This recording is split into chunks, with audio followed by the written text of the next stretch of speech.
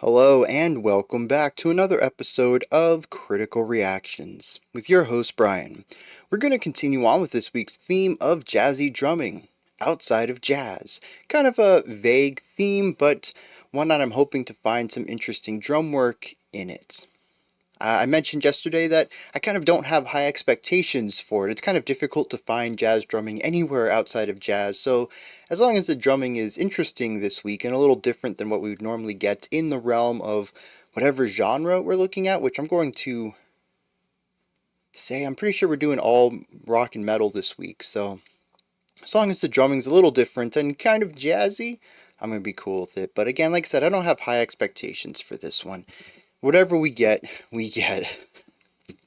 Because honestly, I don't know what I would suggest for this week, so I'm a little more forgiving than in past themes where I'm like, yeah, that doesn't really fit the theme, does it? Today we're going to be checking out some Lantlôs, which I believe is how you pronounce that. The track is Pulse Surreal off of their Dot Neon album.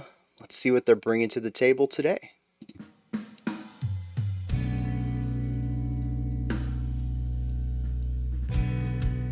Okay, yeah, this is starting off real jazzy. Got those really light snare hits.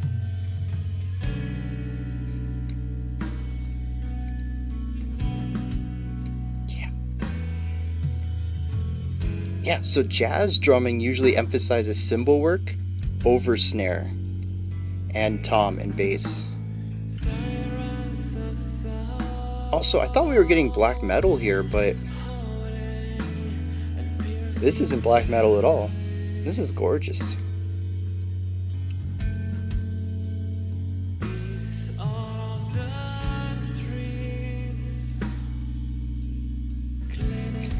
Those little ghost notes on the snare.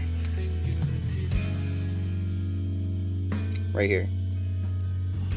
Yeah, that's very jazzy.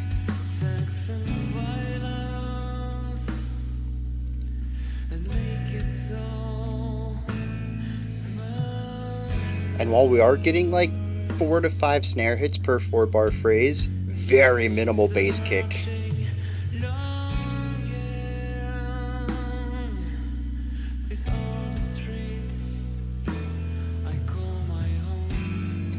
Just chords from the guitars.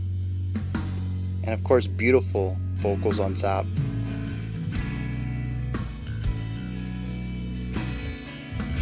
Bass coming in.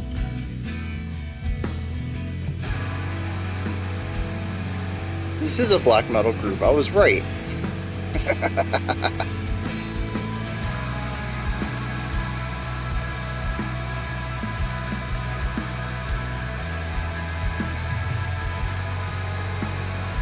Well, black metal adjacent. Right now I'd say this is very gazy.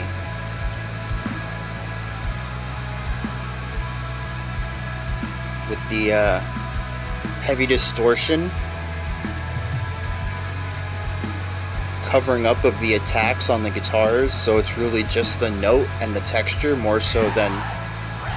Okay, but that's a blackgaze with some jazz inspiration.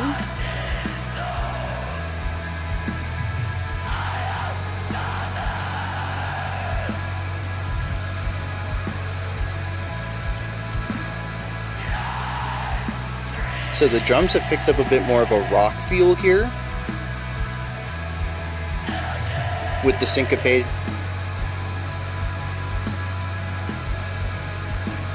Yeah, the syncopated bass and snare hits. The cleans and the harshes overlayered in the vocal though. This is a treat.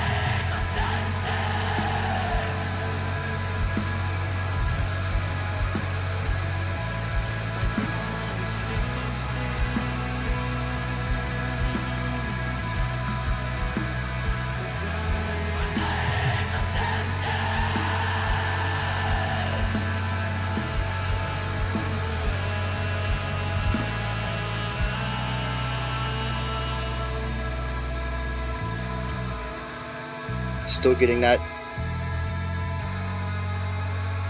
16th note. I was going to call it tremolo, but it isn't. I'm pretty sure that's 16th notes.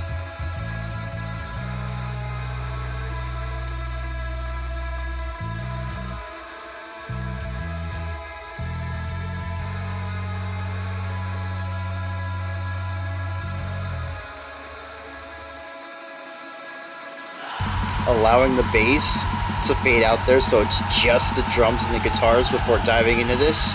Really great way to clear the air before filling it. This is not jazz drumming, for anyone confused.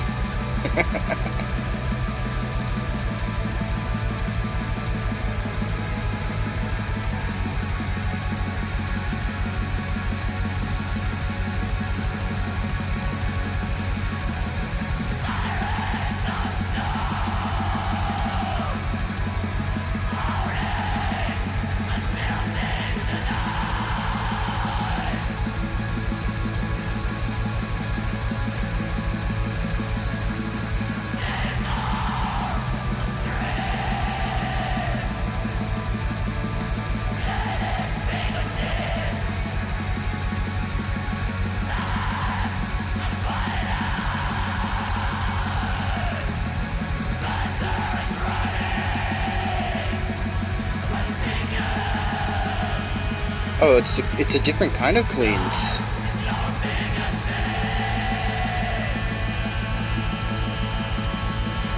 Yeah, instead of being forward projected, it's sort of towards the back of the throat, has more of a "aww" sound to it. It's a wider, fuller sounds.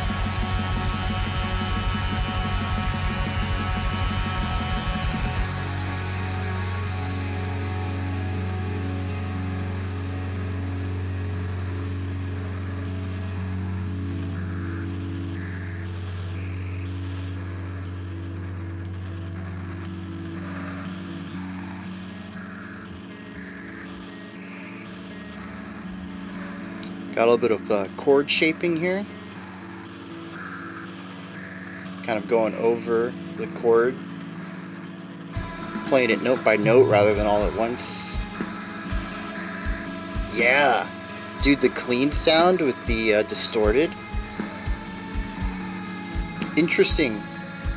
We're still getting dyads like we do in black metal, but with two different ways of portraying the chord progression.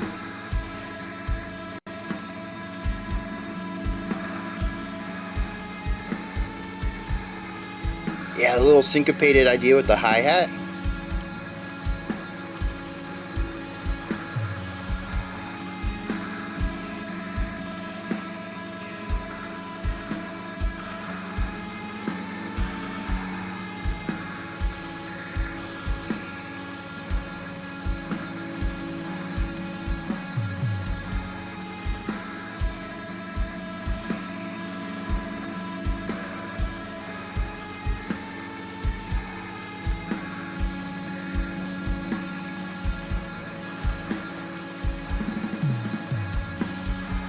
It's interesting, it feels kind of empty despite the two guitars, hard pans, the drums and bass center.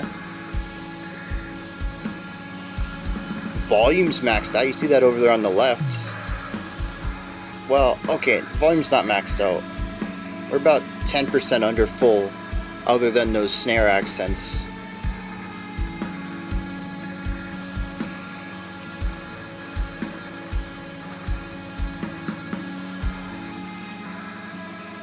Oh, this little atmosphere is going to wrap the track up, too.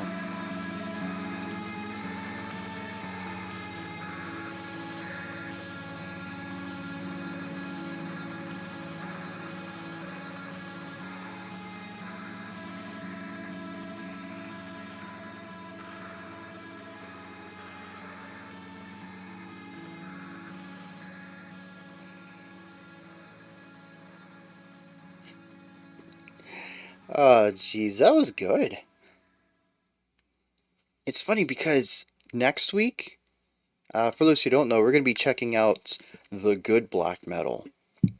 And it's a bit of a tongue-in-cheek theme, but the concept behind it is that I tend to enjoy the more experimental black metal that uses the black metal foundation as a jumping off point and explores other ways to interpret black metal music, usually by combining it with another genre or making something that's a bit more avant-garde or experimental. This is something I would have loved to see next week too, because it is black metal, pretty much from start to finish. Even the beginning part is black metal-esque, and we'll get into that if you don't understand that. You're like, no, there was nothing black metal about the intro. There actually was, and we'll get to that. But yeah, like, it's a black metal track, but it mixes it. I guess technically this would probably fall under blackgaze, but I have a tough time differentiating black metal from blackgaze because black metal already feels kind of gazy to me. And that's a combination of black metal and shoegaze, and we'll get into some of that later as well. It's a texture thing. But yeah, we also have a lot of contrast in here, which is what I look for in black metal. When I look for black metal, I very rarely look for black metal on my own, but when you all throw me black metal suggestions, I'm really looking for ones with contrast. Can't believe I never moved that. Anyways, so yeah, this is good. Like I said, it would have been cool to see this next week too. So, what's going on here? We're going to kick it off with the first section, all right? We have light cymbal heavy drums. We have guitars pushed out to either side, clean guitars, playing chords, and we have this very forward projected clean vocal. It's beautiful, lots of consonant harmony in there, and that's pretty much it. We get chords, we got a groove, and we got a melody. That's the whole, like, opening 2.5 minutes or so. Now, the interesting part here is why it is applicable to be present in the theme. The drum work here in the beginning is very jazzy. There's a little bit of a syncopation to it that gives it a swung eighths feel, and what that is straight eighth notes. If this is our beat, bop, bop, bop. Eighth notes are twice per beat, and straight eighth notes indicates equidistance or equal length, where you have bop, bop, bop, bop, bop, bop, bop, bop. Swung eighth notes has more emphasis on one than the other, and it creates an asymmetric rhythmic element where you have bop, ba-da, ba-da, ba-da, ba-da, and that's where swing gets its feel from. That's why swing is like super groovy. We don't, I think, have swung eighth notes. It's possible that the eighth notes here are actually swung. It's typically represented by a dotted eighth note and a 16th note, but that is not, I think, a perfect feeling for it. It's just the easiest way to write it down without utilizing the idea of just writing up top, eighth notes are swung.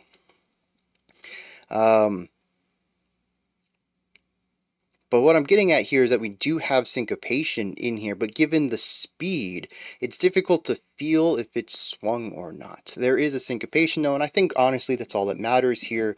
Getting into the nitty-gritty is more of a academic element.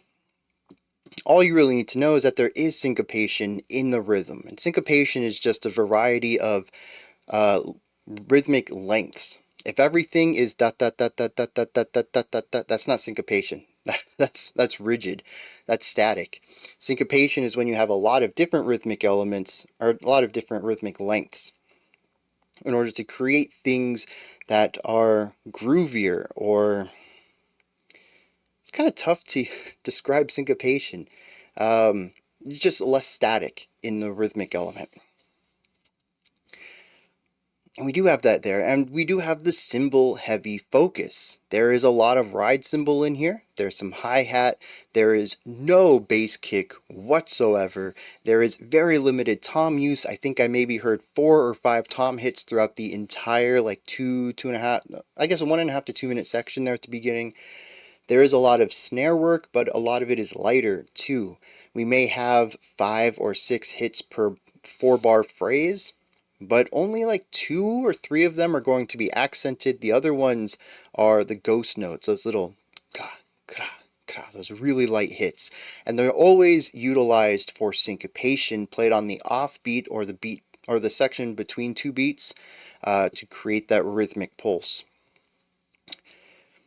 And yeah, absolutely jazz-worthy drumming.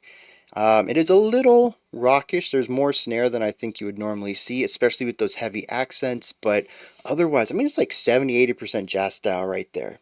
And honestly, it would be really weird if we had 100% jazz drumming in a rock or metal song. So, I'll admit, I will honestly be surprised if we hear anything this week that is jazzier than this. It's just, it's so close, and I love it. Also, the fact that they decided to use it within a ballad, I thought was a cool decision as well. I've played some swing ballads. It is a blast, honestly. They don't seem like it because they're kind of slow, and lines can be kind of boring in a sense, but there's such a focus on mood and atmosphere. You just get into it and you play your lines, and it feels great. And so I was glad to see that here. I'll be honest, I was not expecting this. I honestly, this week, was expecting a lot of like upbeat, jazzy songs, and to get to ballad. Yeah, like I said, honestly surprised with that. Now, the section that comes after this. Oh, wait. Let's talk about the last section a little bit more. I mentioned that it was rooted in black metal. This is going to be a stretch a little bit because honestly, the inspirations could have come from anywhere. The guitars are playing chords, right? Lots of styles of music have chords underneath their melody. But here, what I found interesting was that the chords were long, held out sections, and they'll just strum and allow it to reverberate for a while, and then do 2 or 3 faster chords, and then another long held out one. And this is actually how I tend to hear black metal. This is actually a very cool example here, because later on we do get some of that 16th note black metal picking. 16th notes is just every beat there's 4, just like 8th notes, every beat there's 2. So you just divide it in half, and you divide the length in half. So we have those notes, and they'll just sit on one note. Not the same notes. Actually, I think that was more of a pop punk movement, but whatever. The idea, though, is that they will sit on a single note, but instead of hold it out, they'll just keep moving across it. And I tend to not hear all the attacks because that becomes a bit overwhelming for me. So I will hear the note changes. And when I listen to black metal, I end up hearing da, da, da, and I'll hear the note changes themselves rather than all the attacks. And so the beginning of this track, I think if you took it and you played it with 16th notes, maybe even if you want to compress your guitar and make it distorted and all this stuff and turn it into a black metal tone, I think you would find that the beginning of this works really well as a black metal song. And so what I liked about this is that it's one of the few times I can say this is what black metal sounds like to me, because black metal guitarists rarely slow down. There's a lot of 16th notes everywhere. But yeah, so like I said, it's a bit of a stretch to say that it is black metal rooted, but I definitely say black metal adjacent, and that is primarily focused on texture and chords more so than anything else. It just doesn't have the intensity and rhythmic element that you would typically find in a black metal riff.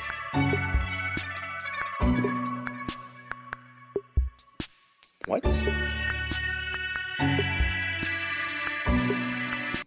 Moving on, the next section introduces a bit of a... yeah, I'm just gonna leave that as it was. The next section introduces more of a rockier vibe as far as the drumming goes. We introduce a lot more snare and bass kick.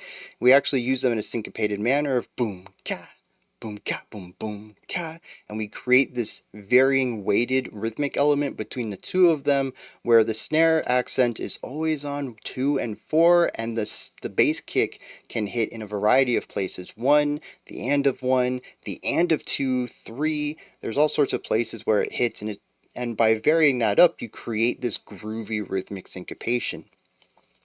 We still do have some cymbal work. I think the first time through on this, it is primarily ride cymbal. However, we do hear the same bass kick and snare idea show up towards the end of the song with the hi-hat, an open hi-hat, rather than the ride cymbal. I thought that was a nice little idea to bring back the rhythmic syncopation of this section later on with a different texture to it, moving from the ride cymbal to the open hi-hat. We also introduced something that I found really interesting. Aside from bringing in some distorted guitars with the 16th notes, bringing in more of that traditional black metal sound, we do bring in the black metal harshes, but with the cleans alongside them. And I thought this was pretty interesting. It sort of is a halfway point, isn't it? We still have the chordal concept in the guitars. We still have a little bit of the laid back drumming from the first section. We still have the cleans from the first section. However, the guitars are no longer clean electrics. They're now distorted and gritty, highly compressed, lots of fuzz, and we have a little bit heavier drums, and we have the harsh vocals alongside it. It is a midpoint between the lighter beginning and the full-on black metal we're going to get into. I really like this bridge transition idea, as it makes the movement into the full-on black metal segment makes sense. There's this ramping up of intensity. We'll actually see an inversion of this later on, moving from nothing to everything, and I think it's cool having the contrast of both styles of progression present in this track. Now, from here, as I mentioned, we go into pure black metal, 16th notes on the guitars, blast beats, 16th note bass kicks, harsh vocals only, just absolute monster section, so much sound, everything is a wall of sound.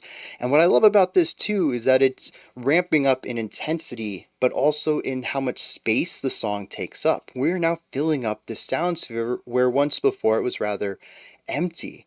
That emptiness came from smaller timbre, smaller guitar tones, not hitting the drums as hard, lighter vocals, but also sparser composition, where the guitars were just strumming once and allowing it to resonate, where the drums were only playing 2 to 3 hits per bar, whereas now we have 16 hits per bar.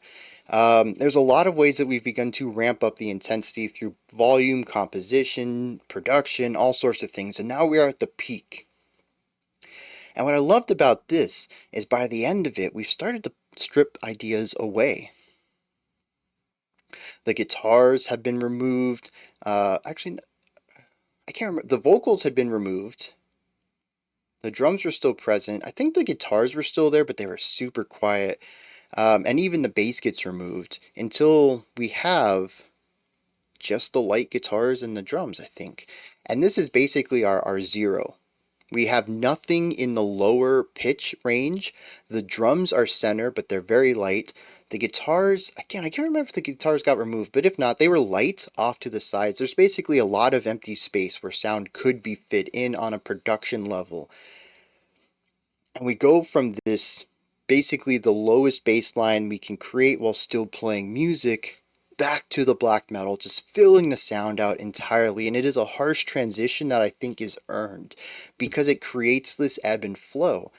Also because it acts as contrast to the earlier transition we saw, which was a bit more natural. It was about building the ideas into each other.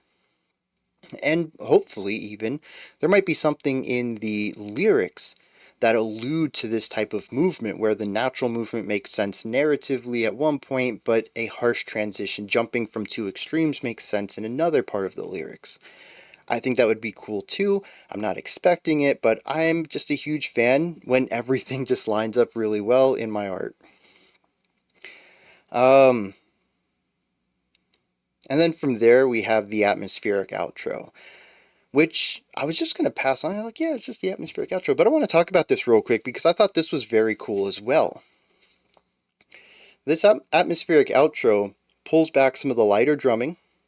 We have the slightly moving bass line, which I was going to talk about the bass now, but I'm going to push it to the next section. But yeah, a little bit of movement there. A lot of pedal tone work though. It's primarily there to fill out the low end space and provide harmonic structure through playing the root tones of chords. We get a little bit of movement, a little bit of melodic elements, but really that's what the bass does most. I guess I'm not going to cover it next section, I just did it anyways. But what I love about this section, we actually get both types of guitar work here. We have a clean guitar off to the right doing chord outlining, which is where usually your left hand will make the chord shape, but your right hand, instead of strumming all the strings in order to get the full chord at once, you're going to play a low note, a middle note, a little higher than that, the top note, and then come back down and go back up and come back down. So when they all ring out, you still get that chord. You're just not strumming them all at once. And so We have that over there mixed over here with the 16th note, playing one note at a time, but more of a riff style playing off the guitar with the heavy distorted black metal guitar. And so we kind of have the best of both worlds here. We do have more of a black metal sound here, but we have a clean electric here. And we have one note of shaping out a chord by playing the riff, and we have the way of shaping out the chord by chord shaping, just rising and falling notes. And we hear both of them together. And what we hear often in black metal is the two guitars panned off to the sides, playing the same or similar rhythmic ideas but with different pitches, sometimes changing their pitches at different times, creating this dyad movement, these chords of two notes. We're kind of getting that same thing here, just the guitars have different tones and textures to them. This utilizes black metal composition technique with something that is not really black metal from a production angle, and I just really love that concept. I think it's pretty cool. And it's basically like how we layered the clean and harsh vocals earlier, bringing a clean, rockier type of vocal style with the metal vocal and smashing them together, but doing that for guitars here. And I thought that was pretty cool.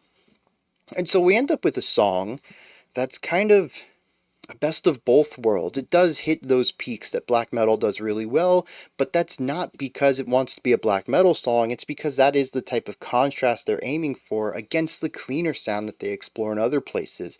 And the song is quite happy exploring all the spaces in between those two extremes. And so we end up with a song that is definitely rooted in black metal. I don't think I would call this anything else, though I'm sure there's an argument made for blackgaze, which, yeah, I guess we didn't really get into. Shoegaze is just very texture-based rock.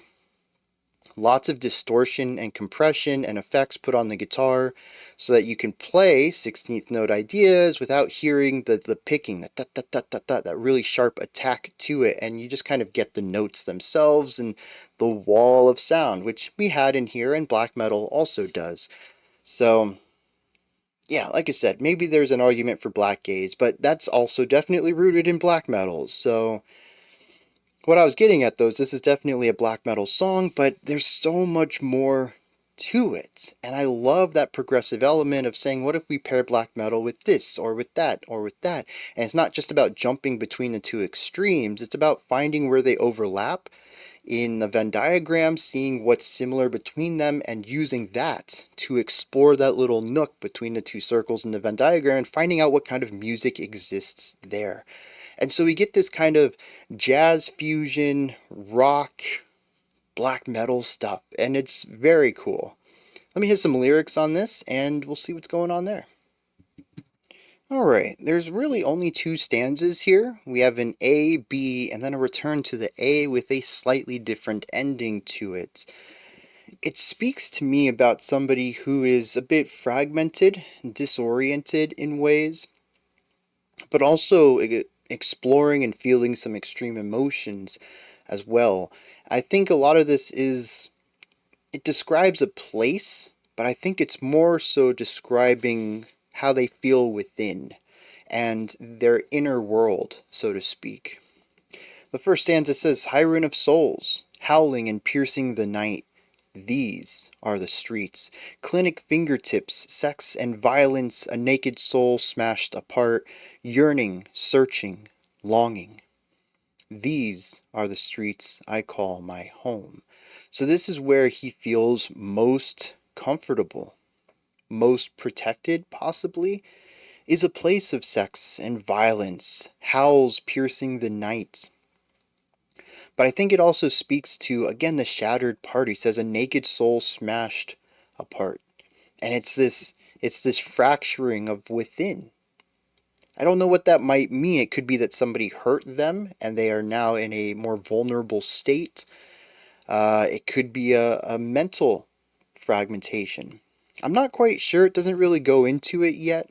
But the B section, I think, absolutely speaks about a sense of feeling lost, in which case that leans into the idea that this person just isn't feeling whole or like themselves. It says a light pressure, reality dissolves, and I am shattered, light, streams of energy. My ground is shifting, a mosaic of senses. Dude, that line. And then that phrase is repeated again. My ground is shifting, a mosaic of senses. The repetition there, since it's the only line repeated directly after it's already been stated, could represent a frequency of this, maybe a possibility that it is that this person is consistently feeling like their ground is shifting, that they can't get it a solid footing. They are always off kilter. As I mentioned, our A stanza is repeated at the end. The big difference, though, is the final four lines. Says, matter is running through my fingers, time is laughing at me. This is the world, pulse, surreal. And I'm not quite sure what the pulse surreal is supposed to be about, but it once again speaks about somebody who feels at odds with their environment, but also like a step down from everyone else. Or I guess just not on equal footing with higher powers. Says that matter runs through their fingers. They can't hold on to anything, and time laughs at them. They are not the master of their own experience, I think, is what that's supposed to represent. And maybe the concept of surreal is supposed to speak to that. This world they exist in is surreal. I'm just not too sure how that is, why that is paired with the word pulse, because of course it's pulse slash surreal, just like the title of the song is, and I don't quite get the combination there. But yeah, it's interesting. Usually I don't get songs like this. It is a bunch of fragmented ideas smashed together. The lyrics are, a lot of these lines are two words, and then move on to the next line. It's two words that are completely disconnected from the first, but I found the thread between all of it. It makes more sense to me than a lot of songs do, and I find it interesting that it's in a black metal track that I also kind of enjoyed. This is just a really upside down song for me. It's usually one of those things I don't get and don't enjoy, and despite what the song is on paper, I ended up really enjoying it on every level. So those are my thoughts on Lantlôs's Pulse Surreal. Let me know what you thought of this track. If there's anything that stood out to you, anything you'd like to add on to what I said or correct me on, maybe you just have your own thoughts, opinions, and perspectives on this track. Toss all that stuff down in the comments section. Above that, in the description box, you'll find a link to Linktree. Takes you here. You can find links to my music, ways to support the channel, a link to the Discord server, and so much more. Above that, if you could, like, subscribe, and ring the bell. I greatly appreciate all three of those. Alright, that wraps it up for this one. I'll be back later. Well, if you're watching this live, 3 minutes ago, with a special selection. Otherwise, I'll be back tomorrow, 5 p.m. Eastern Standard Time, 9 p.m. UTC as usual. Until next time, remember to be critical, not cynical, of the music you listen to, and have a fantastic morning, afternoon, or evening, whenever you choose to watch my videos.